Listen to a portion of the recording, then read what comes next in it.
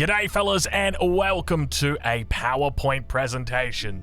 Yes, that is correct. I've gone with a PowerPoint presentation for this video.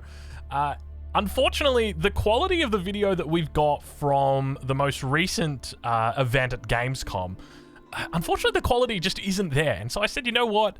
I can't really take too much from that, and we can't really use that. So I said, we'll just go old-fashioned. And as you guys know, all good PowerPoint presentations, they need a table of contents. That's exactly what we've got. We've got your Dark Age, where we're going to be focusing on the unique units, the unique buildings, and the build orders for the Ottomans. Then we're going to be looking at the Feudal Age, the units, the unique buildings, and the likely strategies that you're going to be seeing out of them. And then we're going to be focusing on the mid-game and late game. We're going to take a look at absolutely everything that we know about the Ottomans. But before we do, a quick word from our sponsor. I'm partnering up with Surfshark to bring you guys an amazing deal on an amazing VPN. Surfshark protects your data when you're browsing the internet. Everywhere you go, whether it be a website or a Wi-Fi network, your data can be stolen. Surfshark prevents that by locking all your data behind closed doors. Surfshark also allows you to change your virtual location, meaning you can access region-locked content like Netflix or Hulu. So if you're interested in checking out Surfshark, you can use code DRONGO to get 3 months for free and a huge 83% off for a limited time only. So click the link in the description and grab the best VPN deal on the internet. Now, let's get back to the action. Isn't that an absolute banger? I absolutely love that. It's so funny. I love that music. It's freaking hilarious. All right, well, let's get into it. We're going to be starting off with the Dark Age. So, we do get a glimpse at, and I apologize for the pixels or lack thereof, this is what a Dark Age Ottoman base looks like. It's got every single building in there that you can make. How do we know it's Dark Age? We know it's Dark Age because your buildings throughout the ages are going to advance and look different, and this is by far the most, I guess you'd say, rudimentary base that we've seen so far. So the big difference here for the Ottomans is if they've got access to a unique building in the Dark Age. Now, we can clearly see that they've also got the Spearman, which is down here. This is made from the barracks, but it is also made from this building over here, the unique building for the Ottomans. This is the military school. So if you're wondering about the military school, we are going to get into it. Let us talk about that. The military school wars. Isn't that a lot better? We got some pixels right here, baby boy. Oh yeah. All right. So from age 1, the Ottomans are able to construct the military school, a civilization unique structure. Military schools produce units for free, but at a much slower rate than normal. You can select which type of barracks, stables, and archery range unit to produce, and the military school will continually produce them over time. Now, this isn't the first time that we have seen this mechanic. Now, you guys will be familiar with the Mongols. They've got access to this bad boy right here. This is the Kaganek Palace, which is available to you in the Imperial Age, opposite from I should say mutually exclusive to the White Stupa, which is why people never actually make it. This can make horsemen, lancers, and I think also Mangudai in batch status. But we know that this isn't batch status, and the reason why we know it's not batch status is, as you can see, there's one spearman down here. He's running away from this building, the military school, and there's also one spearman out here, which is running towards his little buddies over here, which also is just running out single-handedly. Now, I'm not sure whether you're going to be able to make more than one military school. And the reason why is because out of all the videos that I've scoured, I've done my best to double check. I can only ever see one military school in a game. And I define a game as, a specific base layout. So as soon as I see a different base layout, I know that's a different game. And I only ever saw one military school. Now, the question is there going to be a military school available, or rather, we know that it's going to be available in the Dark Age, but the question is, are you going to see players go for the military school in the Dark Age? Well, I personally don't think that's going to be the case. Now, this is going to tie into our Feudal Age as well. So what we're going to do is we're going to move forward a little bit. We'll talk a little bit about the landmarks, but we're going to come back to the military school and about why I don't think you're going to be seeing players going for this. So let's move forward. So we'll take a look at our landmark options. So we'll get rid of these bad boys. So landmark options. So Age 2. In Age 2, the Ottomans accelerate their economy by choosing a landmark which either helps to increase food or gold production. Now, this is taken from the website, this image here. So it specifically has Age 2 listed next to it. Now, some people are suggesting that this could be an Age 2 landmark. Now, I'm actually of the opinion that it's not an Age 2 landmark. I actually think this is an Age 4 landmark, but for whatever reason, the devs have got this listed as an Age 2 landmark. So we're going to put this one up here now. And I also think it's got something to do with traders. And the reason why is because no matter where you see this bad boy, it's always pictured with traders. So this is the other landmark, which, as you can see in the description, oh, hold on a minute. Let me get my slideshow right. There we go. It either helps increase food or gold. So the key factor there being ore. So the landmark which either helps to increase food or gold production. So if this one is the trading landmark that focuses on traders, then our next landmark, it is going to be this bad boy. Now, this bad boy, we don't know exactly what it does, but we do know that it is some type of minaret madrasa. So someone on Reddit, credit to you, mate, he picked this up and he said this is called the Twin Minaret Madrasa. And even though madrasas were built to train scholars, that, they've got, they feed the homeless, essentially, is what his argument was, which is why it would be the food landmark. Now, you might be looking at that and thinking, okay, so you build it next to the berries? No. You don't build it next to the berries. Rather, it comes with berries. And how do I know this? Because if we take a look right here, you can see this is a different base layout, and it's also got the berries in the exact same spot. A big berry bush at the front, a little berry bush behind it. So we know that it's always going to follow that pattern. So my guess with regard to this is that it's probably a landmark that is similar to the high trade house for the Rus, which is spawning deer throughout the whole game. I think that in this case, it's probably going to be 1,000 food is what you get out of it, and it might even be something a little bit more. It might be like, because you can see they've got the cute rings or the cute fences around it, the same way that the Abbasid as well as the deli get. So it could be 350 food in each bush. Now, whether they respawn or not, probably not. That'd be kind of busted when you think about it. But it's like, it's 1,500 food. Or rather 1,000 food, and then if they get buffed up, it could be a little bit more. So I think there's definitely going to be some strength here. I wouldn't be surprised if it also buffs the berry rate gathering or something like that, or it would do something other than just provide this food, that is for sure. So we know essentially what the second landmark does roughly, but we continue moving forward now past those landmarks. And now earlier we talked about the possibility that this could also be an Age 2 landmark. You might be wondering, Drongo, why don't you think that these two landmarks could go together? Well, that is because when we reveal the truth, we can see that these two landmarks are in the same base in the same game. Now, this has been flipped around. It looks a little bit weird, but if you take a look here, this is a stable. This is actually a town center in the middle. You might get confused and think it's something else. It's not. This is a mosque that we can see over here. So these two landmarks what appear to be mutually exclusive. So this will be your feudal age landmark. This may be an imperial age landmark. It's still it just bothers me. I don't know exactly why they put this as Age 2, but fair enough. That's what they did. So when we think about Age 2 for the Ottomans, what kind of units have we got available? Well, we know that we've got available the Archer. We saw it in the trailer. This is their Archer. Cool looking dude. Lovely little hat. Kind of looks like a magician ready to pull out his robe and wizard hat. Kind of looks like he already has. In addition to that, we know that they've got the Spearmen. We saw that earlier. But then, of course, they've got their unique units, which are the Sipahi, or the Spahi, as I'm probably going to be calling it, and the Mehter. So the Spahi is a horseman unit that is unique to the Ottomans. I keep wanting to say the Mongols. I don't know why I keep wanting to say the Mongols. It's unique to the Ottomans. Obviously, it's been talked about plenty, but the big thing here is that they've got an ability, which is called the Fortitude ability. It increases their attack strength for a short period of time. So I am assuming that this increases the damage that they do. And why is this important? This is important because of the meta. The meta. So the reason why I think it's attack damage is because it increases attack strength. When down here they've said attack speed, melee armor, ranged armor. They've been very specific. They didn't say attack damage. They just said attack strength. So I think, maybe it gives them +2 attack damage. Now, why is that important? Well, that's important because now we've got synergy.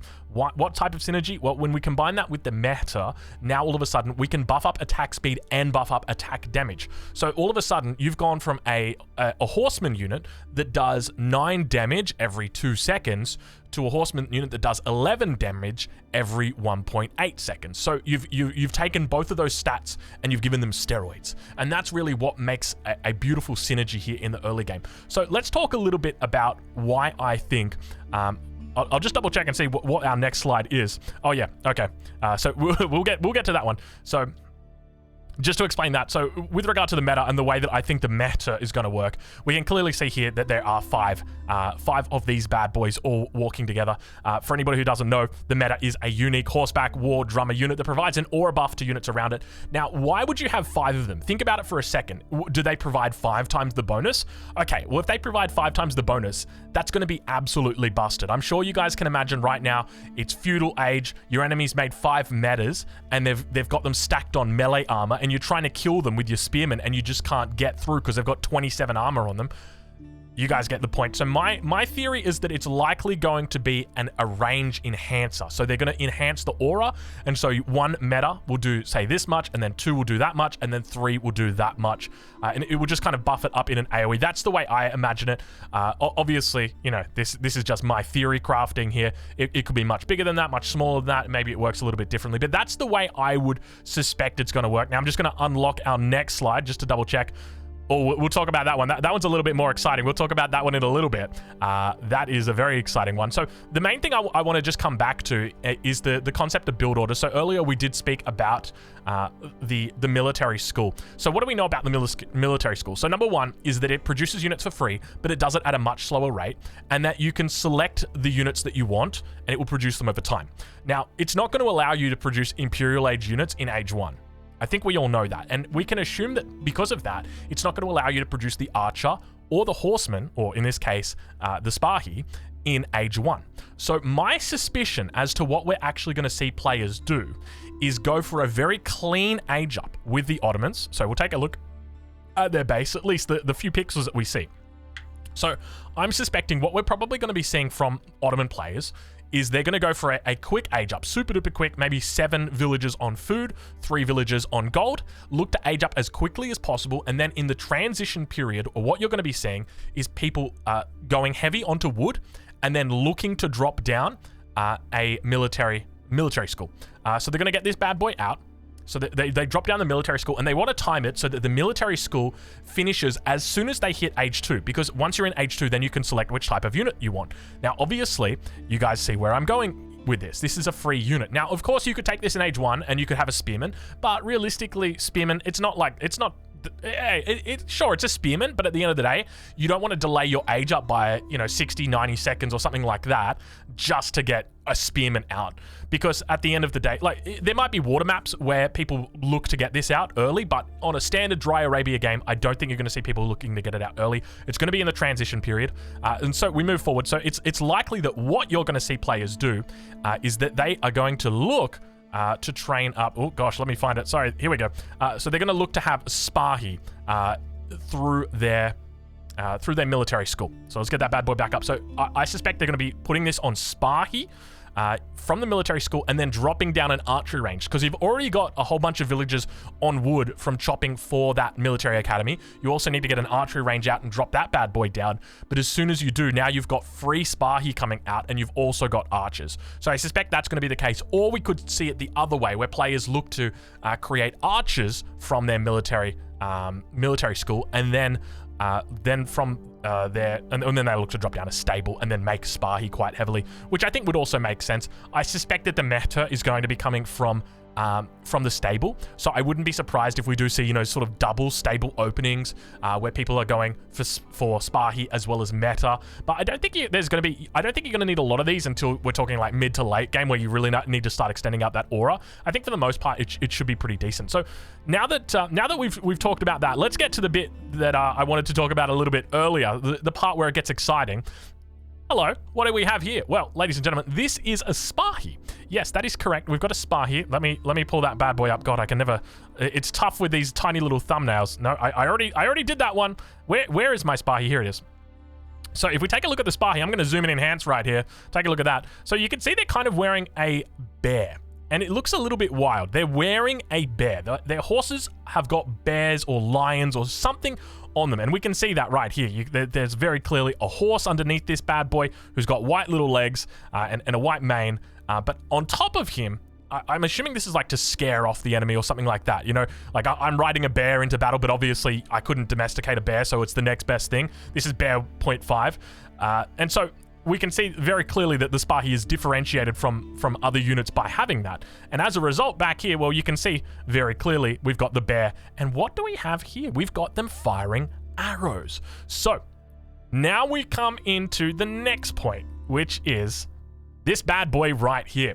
The Ottomans, with their unique building, can appoint powerful viziers to their Imperial Council, which give them access to 9 unique technologies. Each vizier is earned over time by increasing production, and strategic decisions must be made when choosing which technologies to unlock. So let's talk a little bit about this, because my understanding is this right here is going to be your Imperial Council. Now, why do I think this is going to be the Imperial Council? This is going to be the Imperial Council because of its size. So this Imperial Council is a 3x3 building, the same as a barracks, the same as a stable or an archery range. It's not a 4x4 building, the same way that a landmark would be. And as a result, I rule that out of being a landmark. And how do we know that it is a 3x3? Well, a house is a 2x2.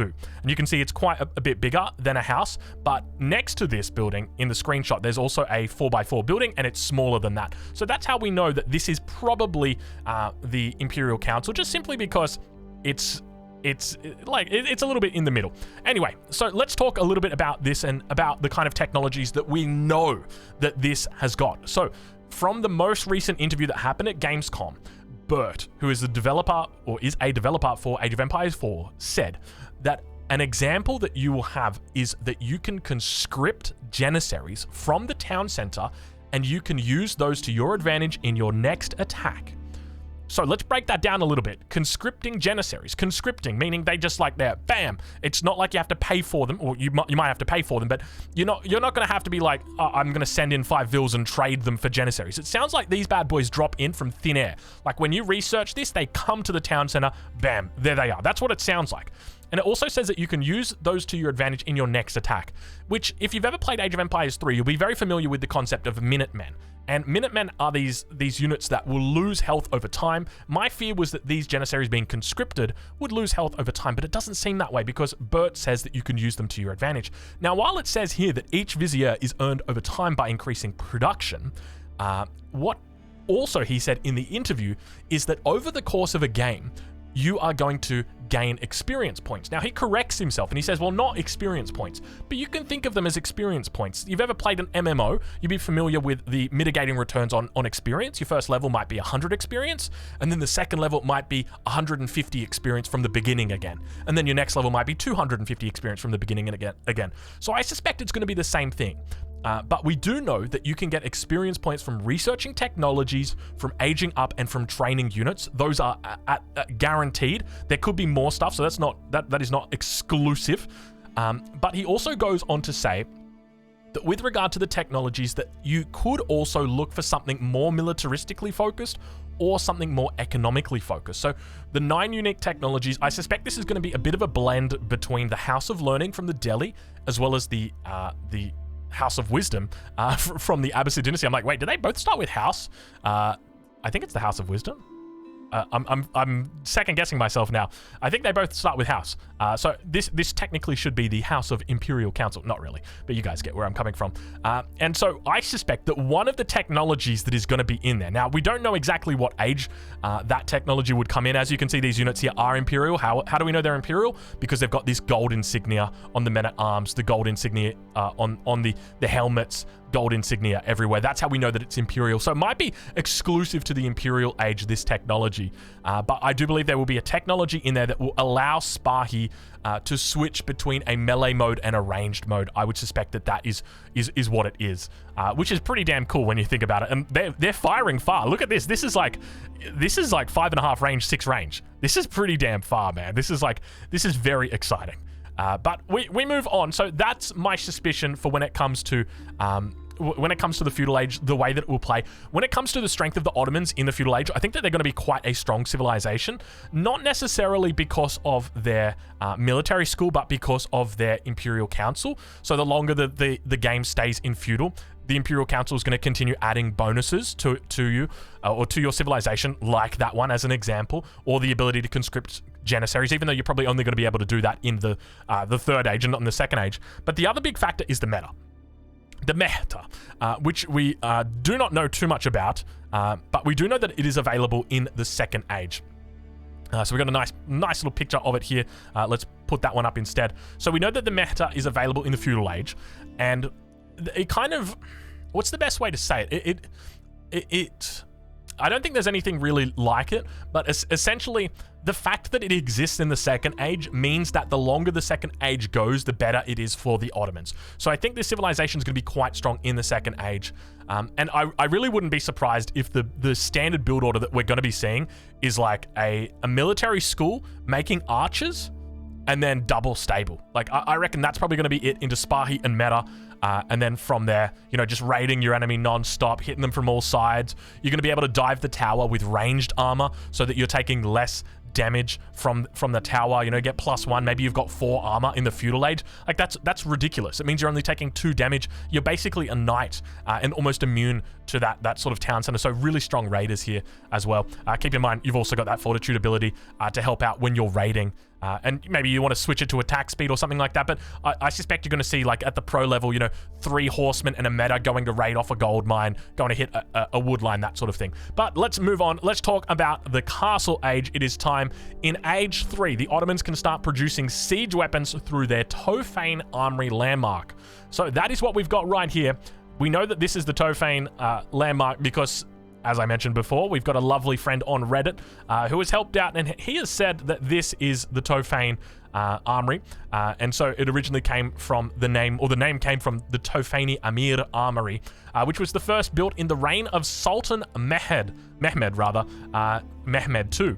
And its main purpose was the manufacture of cannons and cannonballs. So we don't know what this is going to do, but you can imagine it's probably going to work like an astronomical clock tower, in the same way that the Chinese have got, in that you basically get up to the Third Age and you've already got that siege workshop out. You can expect that that's going to be the way that it works. Now, with regard to your other landmark, let's take a look and see what we've got. We've got the, so it says that you can also help expand their empire with strategic options from the Imperial Council system. Now, the Imperial Council system was mentioned earlier up here. Let's see if we can find it. There we go. So we've got the Imperial Council. So powerful viziers to the Imperial Council. Now, I don't know if this building's called the Imperial Council. Maybe it's called, you know, the Imperial Council, the Imperial Hall. Let's go with that. You know, maybe that's what it's called. Maybe it's called the House of Hall. The House of Imperials, something like that. And then this landmark here, this one it wasn't really shown too much in the trailer. We only really get to see it this once. It's a little glimpse of it, but this is what I suspect is the age, or is this landmark. And the reason why is because it would be mutually exclusive with this landmark here, which is an age 4 landmark. So it's either that. This alternatively could be the age 2 landmark that we don't know about as well. But nonetheless, it says help expand their empire with strategic options from the Imperial Council system. So remember earlier we spoke about the Imperial Council system and the way that it's working with regard to experience. That's what Bert said. So my suspicion is that maybe on getting this Imperial this landmark, whatever it's called, it just says that you can help expand your empire with strategic options from the Imperial Council system. So I suspect that it's probably going to give you a whole bunch of XP. So maybe the equivalent of 1 or 2 viziers, which is going to enable you to subsequently get 1 or 2 technologies for free. Or it may have even more technologies. Now, we know that earlier it mentioned 9 unique technologies. So it might be that there's another 10th or an 11th technology in there. Actually, the more that I think about it, probably not. So it's probably just going to give you that and then maybe some other bonus. But that would be it. So that's your other age 3 option. But now we continue moving forward and take a look at what we've got next. It is, of course, going to be our unique unit, the Janissary, this bad boy right here.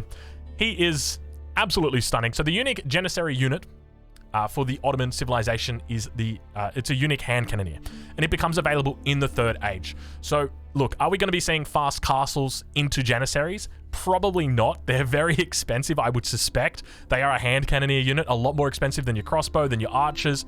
And so I wouldn't be surprised. Look, if they're sitting at 1990, which is what the Streltsy is sitting at, I'd be pretty happy. But the fact that they're available in age 3, I think that's pretty damn decent. I'm looking forward to seeing how the Janissary goes. It's definitely going to be a fan favorite. But we continue moving on. What other options have they got in age 3? Well, we know that they've got access to the crossbow. We can see it here in this picture. You got the crossbow back here. They've also got access, well, hold on a minute, Drongo. That's the wrong button right there. They've also got access to the men-at-arms and to the knight as well. So they've got access to armored units. So we know that much.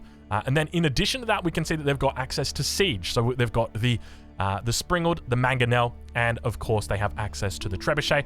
And just another word, they've also got access to the siege tower as well as the battering ram. I didn't include that because that's pretty much just mandatory. It goes without saying, that sort of thing. But we continue moving forward, and you can see that they also have access to this bad boy, which is the, I would assume it's the Imam. It could be the Vizier, but I doubt very much that you're going to be having these Viziers that unlock technologies, but then also, you know, they're kind of irreplaceable when I think about them. So I suspect this is just going to be an Imam, because these are very clearly mosques. And then we move forward. What have we got? Oh, that's age 4. So let's go back. We'll talk a little bit about age 3 and about what you can expect. So are we going to see people fast castling for Janissaries? Probably. If Janissaries are anything like they are in Age of Empires 3, then they're going to be looking to emulate kind of like a musketeer, but we do know that they're a hand cannoneer. So it's unlikely that they're going to be effective against cavalry. So I think the most effective composition that you're going to have here with the Janissary is probably Janissary and Knight, or Janissary and Spearman. I think is also going to be pretty decent, because that does very well in the late game. But I'm wondering what other sort of bonuses the Janissary's got. Obviously, it's available in Age 3, but I'd hate to think that's the only bonus that it's got. You know, here's your unique unit. It's available in Age 3. That's it. Oh, nothing else? Like, it doesn't have a cool melee attack or something like that? Nope, that's it. So anyway, we move forward into the late game. So we've got the Imperial Age. So in Age 4, the Ottomans are in full force production to fuel their military force, and with their landmark choices, the player has either increased unit production speed or faster traders. So this is where it starts to get interesting. So here we've got what is called, and I apologize in advance if I mispronounce this. This is the Kiliti Bahir Castle.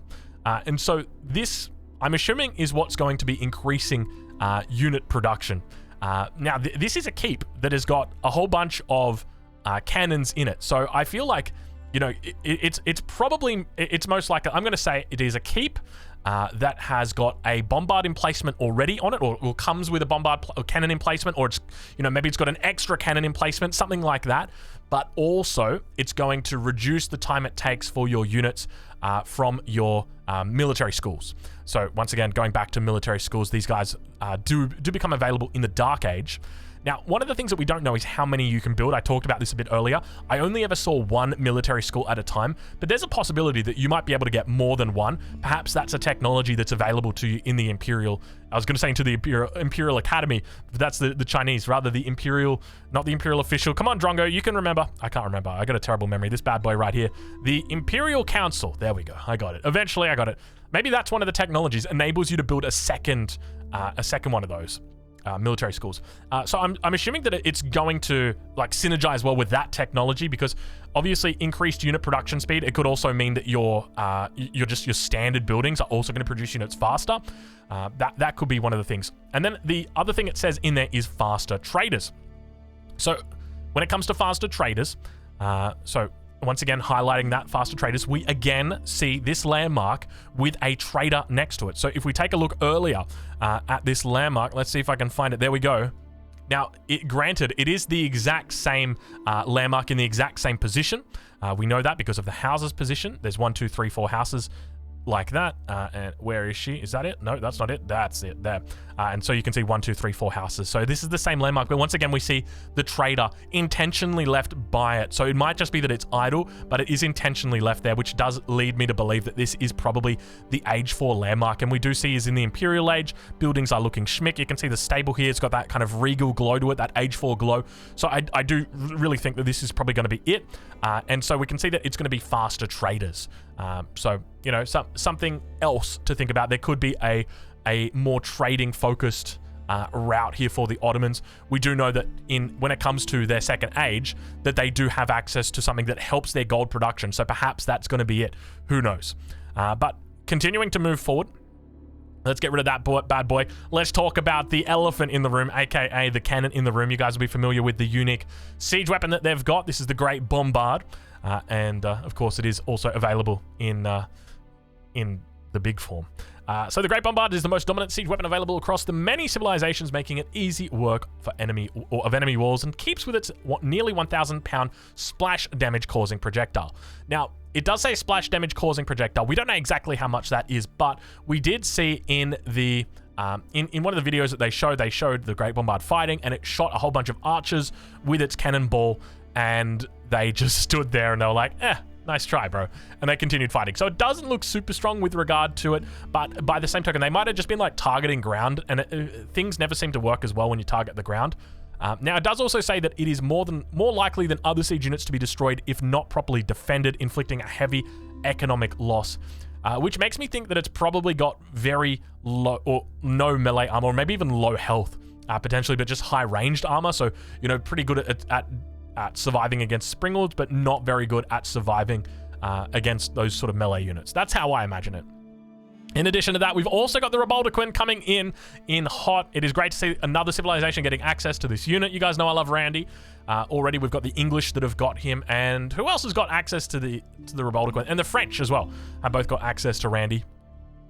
So the Ottomans will get it as well. And then finally, we take a look at their wonder. That is their wonder right there on the screen. We know that is the wonder because that is a 6x6 tile building, and that is the only 6x6 tile building in the game. It is a wonder. We know that it's 6 tiles by 6 tiles because that right there is a mosque, and you can see it's 3x3, and therefore, you know, you stick 2 of these bad boys together, you got yourself 6x6. So that is it. So, ladies and gentlemen, that is it. That brings us to a close. The next video coming up on the channel will be everything you need to know about the Malians. So stay tuned for that one, and I'll catch you guys in the next one. Thank you so much for watching.